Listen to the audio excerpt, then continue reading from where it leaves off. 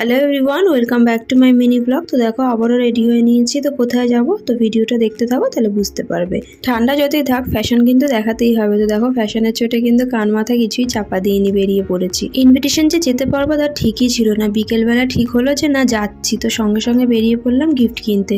তো তাড়াতাড়ি করে গিফট কিনে নিয়ে চলে এসেছি। দিয়ে দেখো আমরা কিন্তু সন্ধ্যেবেলার মধ্যে রেডি সেটি হয়ে বেরিয়ে পড়েছি। তো এটা কোন জায়গাটা বলো তো? এটা হচ্ছে কেপিএস মল। যেহেতু আমরা তাড়াতাড়ি বেরিয়ে আসবো, তো আমরা না তাড়াতাড়ি পৌঁছে গেছিলাম। তো গিয়ে দেখছি অনেকেই এখনো আসেনি। তো গিয়েই আগে পকোড়া নিয়ে বসে পড়েছিলাম। এবার আসি আসল কথা, ইনভিটেশনটা কিসের।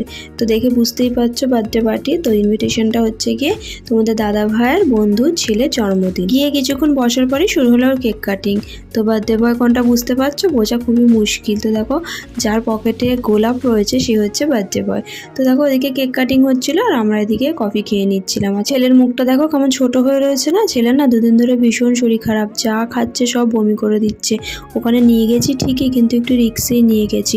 যদিও বা কিছুই মুখে দেয়নি, একটু পকোড়া মুখে দিয়েছে আর একটুখানি কেক মুখে দিয়েছে, আর কিচ্ছু মুখেই দেয়নি। জানো তো সবে একটু চেনা জানা লোক আসা শুরু হয়েছে, তো গল্প কি করব, আমাদের না বসে পড়তে হয়েছে খেতে।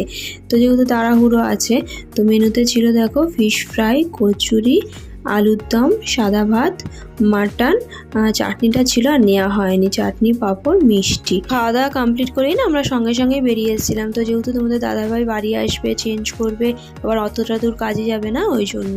তো আজকের ভিডিওটা এই পর্যন্তই। তোমাদের কেমন লাগলো অবশ্যই জানিও। আর ভিডিওটা ভালো লাগলে লাইক কমেন্ট শেয়ার করতে ভুলো না কিন্তু। Bye bye.